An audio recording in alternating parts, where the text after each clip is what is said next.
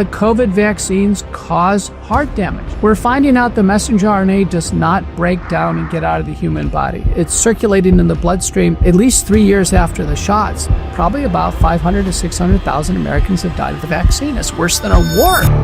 Can you take people back to 2020? I still remember this video of you appealing to the Texas Assembly where you just said that no one is trying to ascribe any protocol to deal with this. They never discussed treating a COVID patient. The only thing that was presented consistently and strongly was mass vaccination. On the same day, all over the world, at the same time, the press had a talking point. This was astonishing. From East Asia to United States, Canada, South Africa, the talking point was, no one is safe. A fear-based message. It was actually coordinated through the WHO. The book is Vaccines, Mythology, Ideology, and Reality. Why write this book now? We could not understand what was going on through this COVID-19 vaccine debacle. Once we studied smallpox, measles, and diphtheria, and tetanus, and polio, we found these common ingredients of fear at the population level, hubris and arrogance, and there's always been a lot of money in vaccines, and then power. Most of these vaccine leaders were at the right hand of the king or queen or the president. Edward Jenner in the UK, Louis Pasteur in France, Anthony Fauci in the United States. I mean, you can see this now. There's a history here of a non-scientific religious belief in vaccines as a talisman. The only thing that was presented consistently was get vaccinated.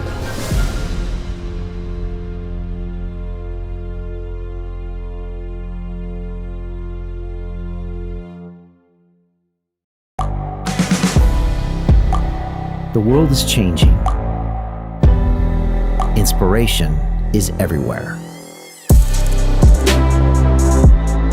It has never been so easy to connect, share, and bring people together. We're learning from others and finding the best in ourselves. Challenging our beliefs. Sharing our vulnerability. Overcoming our fears.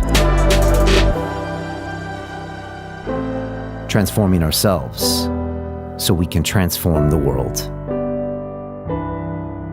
How far can we go? This is London Real. I am Brian Rose. My guest today is...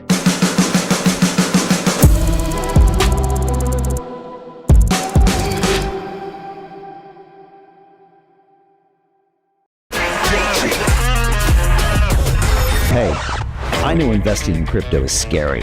It takes a real leap of faith because there are so many scams, rug pulls, and bad actors out there. It's a dangerous business, which is why 95% of people lose all their money.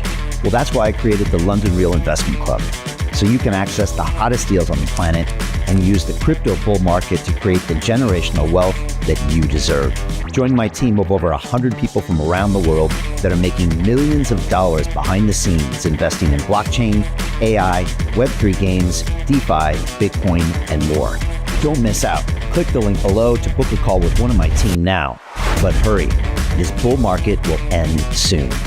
I know investing in crypto can be scary. That's why you gotta join the investment club. Pull the trigger. Let's do this.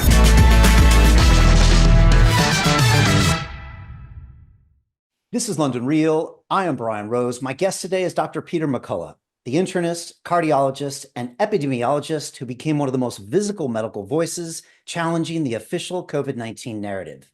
You've authored over 1,000 scientific publications, testified before the U.S. Senate, U.S. House of Representatives, the European Parliament, and multiple state legislatures on public health policy and patient rights. During the pandemic, you developed the McCullough protocol for early treatment, and more recently, a base spike detoxification protocol for those concerned about vaccine-related health effects.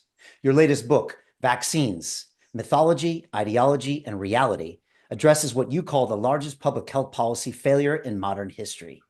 Today, we'll discuss what people should do if they're worried about the COVID-19 vaccine, why no country has issued a safety review, and why governments continue buying boosters despite collapsing demand. Peter, welcome back to London Real. This sounds like a science fiction movie, Brian. I just can't believe it.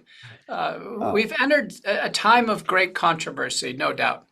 no doubt. And I distinctly remember our previous conversation 3 or 4 years ago. And I remember watching your testimony in front of, I think it was the Texas Congress or the legislature there, where you were spelling out and talking about your frustrations that you couldn't take action. And I think that if I had just had the McCullough protocol, and if so many people would have known that, would have saved us so much struggle and pain. And so I guess I'll just kick it off. There's a lot of people around the world, doctor, that are worried about the effect that the COVID-19 vaccine has on their health. And there's so many questions. There's so many people talking about it, but I don't think they know what to do.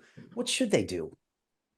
Well, you're broadcasting from Europe, and around the country, people took a whole array of different vaccines. So China and South America largely used the killed Sinovac coronavac vaccine, just the virus and killing it, injecting it.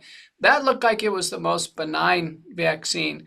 And then there was a high-tech antigen vaccine called Novavax. Still have it available in the United States. That was probably next in line in terms of safety. Then we got into the genetic vaccines. These were big gambles. AstraZeneca and Janssen, nearly identical, by the way, adenoviral vaccines. And they were made by the same company, by the way, Emergent Biosolutions in the United States. And then lastly, the messenger RNA vaccines, Pfizer and Moderna. In the United States, 81% of Americans took one or more shots, according to USA Facts, which uses the CDC tabular data. But only 70% of Americans took two shots. Only 70% became fully vaccinated. Now, as you pointed out, the CDC won't even tell us how many people are taking boosters. We're on booster number 9. And my estimate is it's close to zero. The CDC won't tell us. You're right that the countries keep buying vaccines and then just point them down the drain. Wow. I want to get into why they're doing that, and maybe even why they have not issued any safety reviews. Look, we broadcast all throughout that time, and I was lucky to spend time with you and Jay Bhattacharya and Dr. Martin Kulldorff and Bobby Kennedy. And so I was in a beautiful seat and I could make a decision, but I know so many of my loved ones that just weren't privy to the information, and a lot of them regret taking it and they don't know what to do. And I'm wondering, how would people find out if they have side effects, or what they even could do to maybe protect against having taken that vaccine? People should know now that, let's focus on Pfizer, Moderna here in the United States. 94% of those who took a shot took one of the messenger RNA vaccines. We're finding out the messenger RNA does not break down and get out of the human body. So this is alarming. Kariko and Weizmann won the Nobel Prize for the process of pseudouridination, making the messenger RNA fully synthetic. And this synthetic genetic code is unassailable from human enzymes that normally would break it down. In research, we have some of my patients now in a collaboration with Germany. We can find messenger RNA in the bloodstream, inside white blood cells, even in organs like the skin on skin biopsy, 3.2 years after the shots. The messenger RNA is still cranking out the spike protein. The spike protein is the spine on the surface of the virus. So it's this little spike here. The genetic code for the spike protein is produced in the body for an uncontrolled duration, an uncontrolled quantity. And what we do is we measure it. We measure the antibodies to the spike protein as a proxy for how much is in the body on a quantitative scale using the Roche Alexis platform. And then we can actually use research labs and directly measure spike protein. Concurrent with the messenger RNA data, it's circulating in the bloodstream at least 3 years after the shots. The spike protein damages the heart, causes blood clots, strokes, nervous system problems, and immunologic problems. So one of the keys is to get rid of spike protein. And that's the reason why we dedicated all of our scholarship and give great credit to the Japanese for the discovery of nattokinase. Nattokinase is a natural enzyme derived from the fermentation of soy or chickpeas. Bromelain, derived from a family of enzymes derived from pineapple, also breaks down the spike protein. They can be taken as supplements. And then curcumin, derived from turmeric, blocks the inflammatory effects of the spike protein. So we've combined them all in one. I'm the chief scientific officer of the wellness company that has the premier combination product called the Ultimate Spike Detox. And this is the most popular way worldwide that people are now starting to address this mistake of taking the vaccines. The ultimate spike detox, in my experience, needs to be taken for about a year. We remeasure the spike tests in the bloodstream. We see declines, patients improve in terms of their symptoms, and we think we can get them out of this jam. Now, in order for that to help them, they have to be aware that they actually could be vaccine injured. And I'm curious, doctor, how many people even know that that's a possibility? And then maybe of those people, how many people maybe take action towards that? My recent Senate testimony, May 21st, 2025, we identified that the government was covering up. I mean, the U.S. government agencies were covering up heart damage due to the vaccines called myocarditis. This is now fully in a U.S. Senate Permanent Investigations Committee report. The vaccine manufacturers now put in the package insert an admission that the COVID vaccines cause heart damage. Wow. Well, I can tell you as a cardiologist, no degree of heart damage is acceptable. And so a recent Rasmussen survey, to address your question, after our Senate hearings, I was the lead witness, asked the United States public in a valid survey, and the answer was 51% of Americans now know the vaccines cause heart damage. So it's just slightly more than that of those who don't. But the next cardiac arrest that occurs in a perfectly healthy person, or fatal seizure, or you name it, in somebody previously healthy, the first question we should ask is, did they take a COVID-19 vaccine? I'm still seeing new heart damage, blood clots, cardiac arrests, even years after the shots. I do see on X and Twitter all the time anecdotal evidence. This young sports star has the heart attack. This person does this, person does that. Is that just humans identifying pieces, or we've actually seen much younger people suffering heart damage that could be related to the vaccine?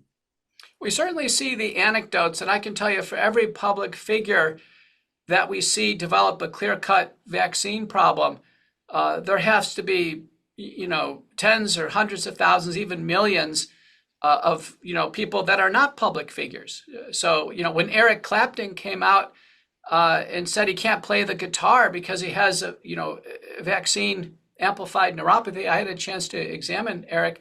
I can tell you there are millions like him who develop these problems. Megyn Kelly, who came out and said she has an autoimmune problem. Kirk Herbstreit, my favorite ESPN announcer, vaccine blood clots. Yet other public figures can't see it. Former Dallas Cowboy great Deion Sanders takes the shots, public about it, develops vaccine blood clots in the legs, arterial and venous, needs amputations. I mean, this is a big deal. He had some altered anatomy and a family history of vascular disease to begin with, had no business taking shots. He did it. He does a whole docuseries on his recovery after the amputations, doesn't mention the vaccines. Now Deion Sanders is in the news with what's called a turbo cancer. And a man in his 50s has had his whole bladder removed because of, an aggressive cancer. His now urine's collected into a bag. I've never seen that in my career in medicine, a man in his 50s with that aggressive bladder cancer. And when we go to the medical literature, we find descriptions of exactly these cases. So in many ways, the psychological operations are still in full force. And there are people that will probably never refuse to even consider alternate pieces, but other people are opening their minds up a little bit more, like you said, that they're starting to question and to even understand that there are some bad areas. Where are we with that psychological war? Also, it seems like many people have forgot about what happened a few years ago. I'm curious how those mix together. In our book, Vaccines, Mythology, Ideology, and Reality, we point out that vaccines have been presented to the public now for centuries as articles of faith, as if we need to have a religious belief in vaccines. Many times doctors will ask, do you believe in vaccines? I mean, nobody asks me if I believe in, blood pressure lowering medicine or cholesterol lowering medicine. Why do we have to believe in vaccines? Well, it comes from this archetypal fear of being invaded by foreign invaders, and that through the hubris of mankind, the brilliance of vaccinology, that doctors can improve upon God's creation, can make the body more resilient. And I know you as somebody, you are a man of resilience with all your efforts in as being a triathlete, myself as a marathoner. We know human resilience is something that's inherent in us. And then this idea that there's always been a feeling that the vaccines aren't perfect. So in order for this to work, everybody must take a vaccine. And so if some are injured or die as a result of taking the vaccine, they should take it for the betterment of humanity. And that's called vaccine ideology. I think it's operative. The last time I testified in the Senate, there was no pushback on vaccine injuries, disabilities, and deaths. So from those on the other side, which was Richard Blumenthal and then Hawaii Governor Josh Green, they just kept saying it was worth it. It was worth it, that the vaccines saved lives, so therefore it's justified for the vaccines to take lives. And I think that's the ethical dilemma now that the public has come to realize. I was in a really tricky situation, doctor, because I was a man of science. I graduated from MIT with an engineering degree. And so I fell in love with the science. And in many ways, I was blinded by the science. And I still remember my live episode with Bobby Kennedy in May 2020, where I told him, vaccines are something I learned out at school and they clearly work. And he said, you know what, Brian? He said, when you get humans involved, this is when they don't work. And he broke it all down for me.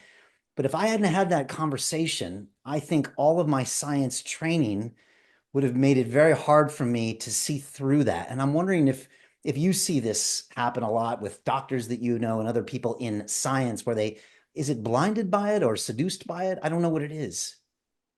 Scientists actually, I think, seek security through consensus and through guidelines and through their societies. And like you, vaccines weren't a big part of my practice, but I never questioned them. I had taken all the vaccines. I had taken extra vaccines when I visited a rainforest one time.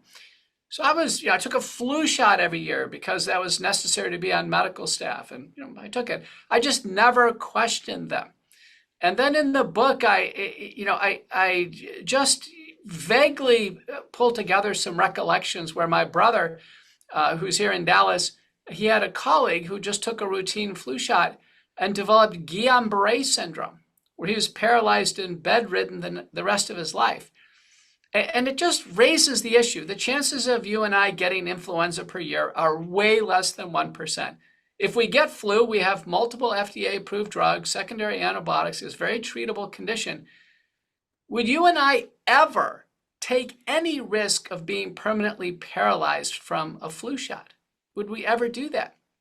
And, that was really amplified with the COVID-19 vaccines. And myself and my co-author, John Leake, what we thought was, listen, if the vaccine community now can turn a complete blind eye to a massive number of deaths. In the United States, 19,000 deaths reported to the CDC by doctors who, have determined the vaccines are the cause of death. 1,000 Americans died in the vaccine center, or a few hours later. Another 1,000 died the next day. If our government can turn a blind eye to that, then what did happen over the course of history? And that's when we started to, do our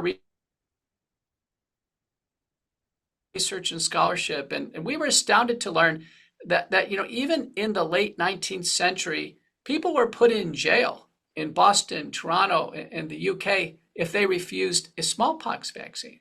Can you imagine? You're actually incarcerated if you don't go along with the vaccine narrative. Wow. I did not even know that was true. And why has no country issued a safety review? I know you spoke to Congress, and do you believe that the U.S. will at some point do that? Obviously, I can see what Bobby's doing in there, but he's got a lot of things to do. How come no country has come out, and do you think they will? It was the topic of my Chautauqua lecture. I recently lectured in Chautauqua in Western New York. That's where the Roosevelts have lectured and many dignitaries. You may recall Salman Rushdie was actually stabbed on stage in Chautauqua in 2022. Yeah. But at Chautauqua, Brian, what I did is I laid out these medical controversies where the medical orthodoxy is on the wrong side of things. Investment Club. Today, I consider it the best investment that I've ever made. We get 4 projects presented a week by their associated CEOs. Personally, I'm completely blown away by the quality of these projects, and I know of nowhere else where I would be given this same opportunity. Each week that passes, I feel more appreciative of the fact that I'm a member of this group. The vibe was just tremendous. Everybody's on the same wavelength. We just clicked. Everybody listened to each other, enjoyed their company. It was just magical, magical. Take action. Don't take my word for it. Due diligence you need to do. And I really hope that someday down the road I see you in the club. It far exceeded expectations, without question.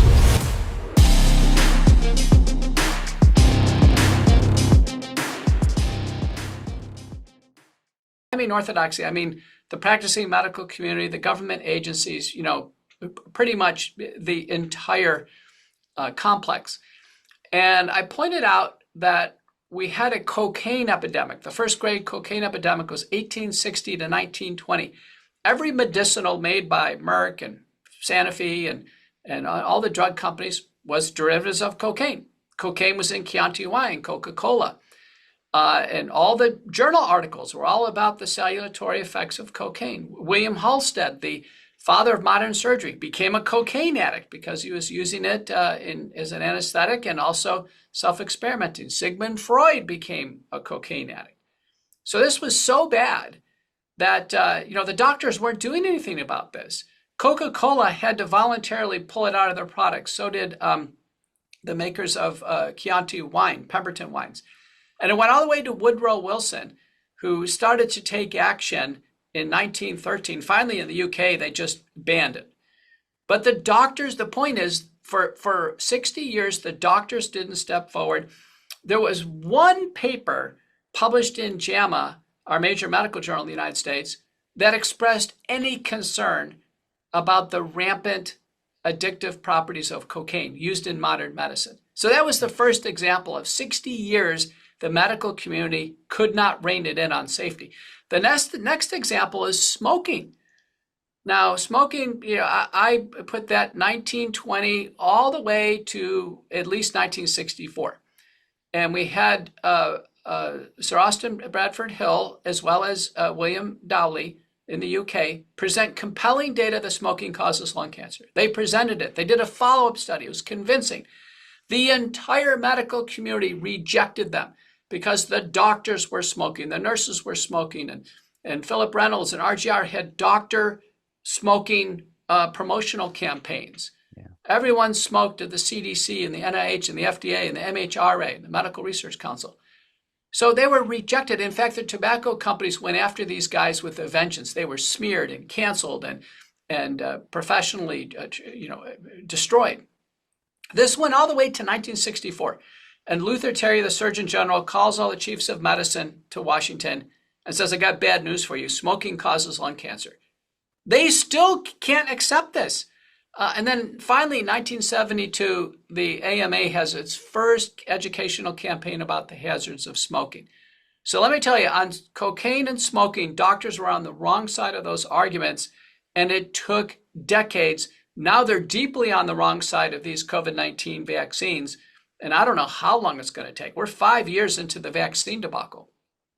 I remember seeing these old Lucky Strike ads where 3 out of 5 doctors recommend Lucky Strike unfiltered cigarettes. And they're just shocking to read, and I guess it shows you the level of brainwashing then, and it's alive today. Right. Most people think of the lockdown and the pandemic and COVID as this distant memory, but I think most people will believe that something like it will happen again, if not in our lifetime, maybe in the next decade. And I'm just wondering if we still haven't admitted these effects, how much in danger are we of repeating the same thing, or are we much more aware, or is that really just being oblivious? We've had predictions from Tedros Ghebreyesus at the WHO, Anthony Fauci, Ashish Jha, former White House coordinator, Bill Gates. They all say there's going to be another pandemic. They call it Disease X.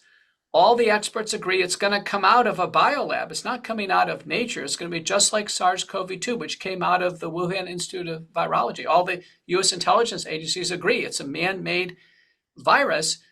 There's going to be another one. That these biolabs are proliferating. They're all over the world. There are leaks. There's well-documented hundreds of leaks.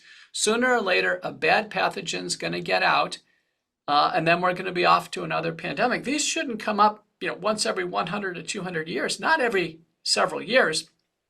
On top of that, we can see how this biopharmaceutical complex now is gaming the system. So if there's enough fear and messaging on an outbreak, then governments will be, in a sense, seduced to buy large quantities of vaccines, and then this biopharmaceutical complex, they financially benefit. There's really trillions involved when we're talking about the WHO, the World Economic Forum, United Nations, Gates Foundation, Rockefeller Foundation, Wellcome Trust, all the regulatory agencies and the companies making the products. There's trillions of dollars involved. So let me give you an example. Monkeypox outbreak. Well, we got to the point where Biden declared a national and public health emergency for monkeypox. That was enough to trigger purchase of the Jynneos monkeypox vaccine. Nobody took it, but the company was rewarded with a massive contract. So, mission accomplished. There was enough of a monkeypox scare to make this happen. Next one has been bird flu or avian influenza. The same thing. There's been enough fear to trigger purchase of vaccines. The EU purchased a massive number of human bird flu vaccines. And now we're seeing the emergence of the chikungunya virus borne by mosquitoes in China. And guess what? There was a new vaccine that just came to market a few months ago. So you can start to see the business model of pandemics and then mass vaccination, and the purchaser is government, so you don't even have to market it to the public. And now they've had a great case study in psychological operations. It worked pretty well, and they've learned things. They're really very good at messaging and repetition and all the other aspects of those they call fifth generation psyops. So I guess they've learned and they're ready to deploy again. It looks like it. You can see some of these tactics. One of them is called flooding the zone. We highlight this in my first book, Courage to Face COVID-19. So let me give you an example, Brian. So in 2020, on the same day, all over the world, at the same time, the press had a talking point. This was astonishing, from East Asia to United States, Canada, South Africa. And in 2020, the talking point was, no one is safe. A fear-based message, and then some B-roll of some, grisly people wearing masks or in body bags. No one is safe. And so people have said, listen, how is that coordinated? Across all that, and investigative attorney Lisa Myron from Toronto believes it was actually coordinated through the WHO. WHO has over 190 member nations, and they have over what's called 140 national focal points. That is communication nodes. One in the United States is in Washington called PAHO, the Pan American Health Organization. So that's how these messages come out simultaneously like that. So it kind of synchronizes the world.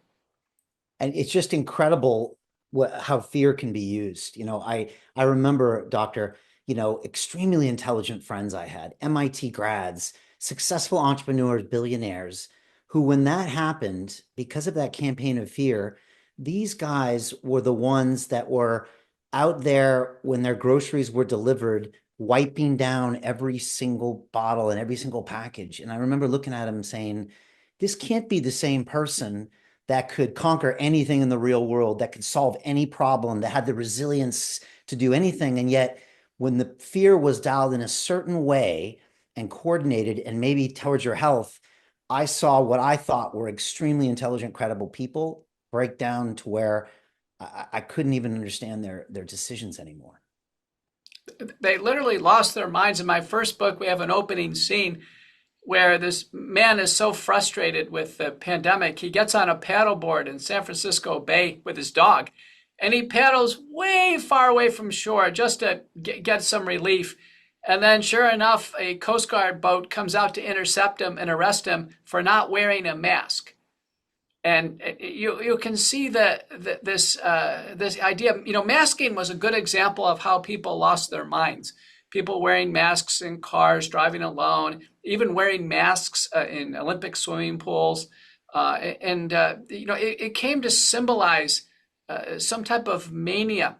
Another is just taking vaccines. Think about this. We're told right now, in our U.S. FDA, the new staffers, Prasad and Macquarie, they published a paper in the New England Journal of Medicine saying 1/3 of Americans should still be taking COVID vaccines. So how can taking 8 shots of synthetic messenger RNA, how can that be healthy in any way? It's inexplicable. Yeah. You mentioned Tedros from the WHO, and I'm curious. I know that they had tried to get everyone to sign this. I think it was the Pandemic Preparedness Treaty, and I believe that Marco Rubio has opted out of that in the last month or so. And some people were calling that a pretty surprising step forward, where they were going to try to kind of seize control of sovereign nations in the event that they would determine there's a new pandemic. First of all, am I getting that right? And do you see that as a positive sign? Well, we had the Pandemic Treaty Alliance International Health Regulations. The United States didn't sign off at the last minute. It was Trump, and you're right, because the Department of State and USAID, our representatives, they pulled out. Kennedy, wanted us to pull out, and that was the right move. But, the UK signed on to it. So did all the other countries. What it does now is it gives, binding by international law, the WHO the ability to declare a pandemic, to declare contagion control measures like locking down, masking, and then the WHO can conduct and direct a global mass vaccination program. And this isn't just for human disease. They want dominion over all plants, animals, and humans. So the WHO is part of this incredible power grab that we're seeing worldwide, and this tension between globalization and then resistance to it. Doctor, you mentioned kind of, the history of the medical establishment not being able to recognize the cocaine issue, the tobacco issue, but is there any historical precedent for this entire vaccine debacle? Nothing close to it. I just can't imagine convincing the entire world to do something. Like you, I travel the world. There's great differences from country to country. You can't get countries to agree on anything. How the entire world fell into mass vaccination, the estimation is probably about 2/3 of the world's population took a vaccine. Now, the countries that essentially were unvaccinated, and they were simply too poor the governments to procure vaccines, like Ivory Coast or Haiti, they're the ones who came out the best. There's been multiple analyses showing the least vaccinated countries did the best. The most heavily vaccinated countries did the worst. And the countries that are fair about the data, like the Czech Republic, show it's among the vaccinated who are having difficulties with fertility and fetal loss and all-cause mortality skyrocketing. Because the vaccines contribute to cardiovascular mortality, to cancer outcomes, as well as the other fractions, all-cause mortality in 12 studies now is rising as a result of mass vaccination. Wow. Can you take people back to 2020 and you and the stand that you made? And again, I still remember this video of you appealing, to the, I guess it was the Texas Assembly, where you just said that, I could not understand as a medical professional that no one is trying to ascribe any protocol to deal with this. And you were just almost flabbergasted. And it felt like everybody in that room was nodding their head with you, saying, this guy seems to be making a ton of sense. It was almost like you were calling out the thing that nobody could see, maybe because of all the fear. I was wondering if you could walk us through that and what it was like to be that guy in 2020, because it wasn't easy. Well, in 2020, I was a full professor of medicine. I was the most published person in my field in history, and I saw this COVID-19 pandemic evolving. And within a few months, I realized that, there was no solution being proposed by Harvard or by Yale or UCLA or Emory or any of our marquee institutions. And across the world, nothing out of London, Karolinska, you can just go down the list. No academic medical center had an approach. They had no protocol. This was stunning. And people were getting sick at home. There were two bad outcomes, hospitalization and death. And the medical establishment was doing nothing to stop these hospitalizations and deaths. So I put all my efforts into this. Initially, I got large research grants, dedicated my research team to this, developed a national team. We published the first protocol to treat COVID-19, and we published it in August of 2020. That's pretty rapid since it takes months to do all this work. And it became the protocol for the Association of American Physicians and Surgeons. I presented it in the U.S. Senate November of 2020. I mean, I did this everything as I possibly could. And fortunately, people were treated, and those who were treated did avoid hospitalization and death. Sadly, those who didn't, they ended up in the hospital or worse. But then as the vaccines rolled out early in 2021, I was called to the the Texas Senate, Health and Human Services. That's the video probably you're thinking of. And every presentation, I sat there for hours. Every presentation was about masking and lockdowns and personal protective equipment and vaccines. Not a single one was about treating sick patients. So I appealed to Senator Kulldorff, and I said, where is the interest in treating people sick right now? Why is everybody focused on a vaccine? A vaccine is not treatment. And people who take vaccines, they were still getting COVID. So we have to treat them anyway. And people had this blind spot to treatment. Well, that video, as you point out, that was picked up by Tucker Carlson. Tucker had me on the next couple months, and I sat down and explained this to him. He goes, I can't believe that Harvard, after a year and a half, doesn't know what to do when a sick COVID patient calls. It's all the brain power in Boston. You train there. I mean, I was the endowed visiting professor at Harvard in 2019. I lectured in 2 divisions, cardiology and nephrology. Listen, Boston's got a lot of brain power. Why were they suddenly out of intellectual ammo? They froze, and they could do nothing to help COVID patients. It's astonishing. Did they freeze? Were they told not to? Or is it just when you're motivated by money, it's easy? What do they say?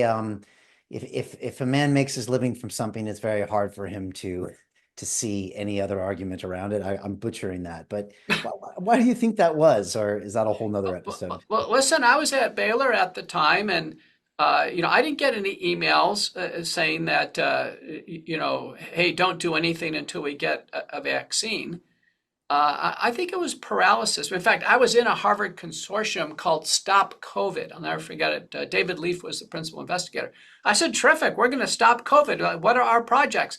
And then the group really essentially was just going to observe COVID. They weren't going to stop it at all. UT Southwestern here in Dallas, well known for its Nobel laureates. I attended school here in Southwestern in Dallas. They were on TV because they were modeling. They were modeling how the virus was spreading. Another one of my alumni organizations, University of Washington in Seattle, again, Nobel laureates there. They were modeling. So everybody wanted to look at this. Nobody wanted to do anything. Even my counterpart, Scott Atlas from the Hoover Institute at Stanford, Scott and I were chosen by The Hill, which is the most widely read journal for the House, the Senate, and the White House, to write op-eds every month about the pandemic.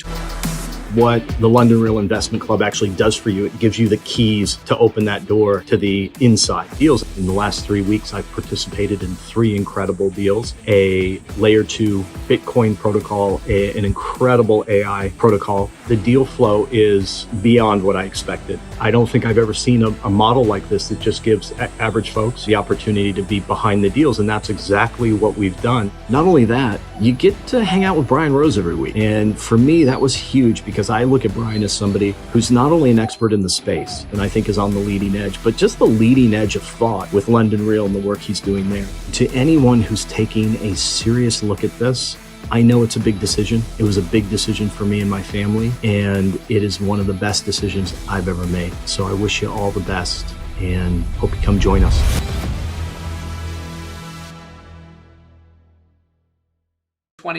Scott was writing about how, masking and lockdowns, what have you. I was writing about how are we going to treat this to get people through the illness. And so you can tell that and Scott wrote a book. He was ultimately invited in the White House for 9 months with Trump. According to Scott's book, after 9 months of meetings with him and others, and Jay Bhattacharya, who's now at the NIH, they never discussed treating a COVID patient. It was all about masks and lockdowns and just not treating the problem. This is astonishing. Trump got an early version of the McCullough protocol in April of 2020. He got through the infection. It should be celebrated. But yet there's still to this day a blind eye in treatment. No, there was no channel in London that was presenting any updates of what people should do about COVID-19. And yet great literature was developing regarding using nasal sprays and gargles to prevent transmission. They were far more effective than vaccines. The early treatment protocols refined. Even government-issued drugs were not promoted, like Paxlovid and Molnupiravir and Bamlanivimab and all the monoclonal antibodies. They were kind of undermined. The only thing that was presented consistently and strongly was mass vaccination. And can you remind us a little bit about the McCullough protocol? Because as I remember you describing it to me, it seemed like some really practical, things like you just said, with the gargling and the nasal cleansing and some other basic pieces that I wish I would have known that, but I wasn't privy to that information. What was it? Well, McCullough protocol started by saying, listen, we're all going to get COVID. Turns out that was right. All this, wearing masks and everything was predicated on the fact that you could avoid getting COVID. Turns out everybody got it. 97% of people serologically got COVID. So it started out with the right premise. We're going to get it. Okay, so just get ready for it. And then the next step was risk stratification, meaning it's seemingly a very mild illness. And largely people under 50, we didn't need to do anything. In fact, largely we didn't treat anybody under 50. But if they were, under 50 or over 50, we start to have problems: obesity, heart disease, lung disease, kidney disease, cancer, elderly. That's where the risks were high enough for hospitalization and death. We should do something. Well, what can we do? Open the windows, air out the house. All the transmission just about occurred in the home. Rebreathing the virus was re-amplifying the inoculum. So we need fresh air. I used to get my patients outside, front porch, back porch, all the time. Just don't stay in the house and keep rebreathing the virus. Nasal sprays and gargles. Turned out everything worked. Saline, dilute iodine, xylitol-based. Multiple clinical trials. Super important.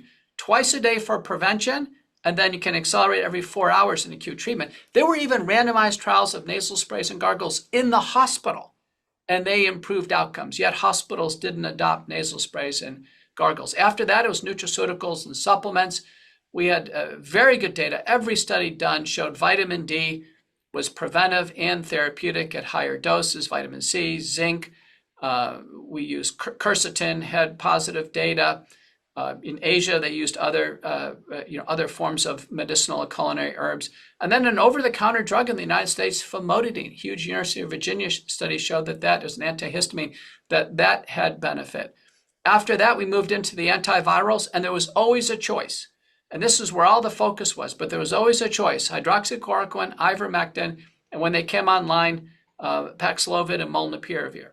And the antivirals were neither necessary nor sufficient, yet everybody wanted to focus on the antivirals. After that, antibiotics, very important: azithromycin or doxycycline, aspirin, corticosteroids for inflammation, colchicine for inflammation, and then... To continue watching the rest of the episode for free, visit our website londonreal.tv or click the link in the description below.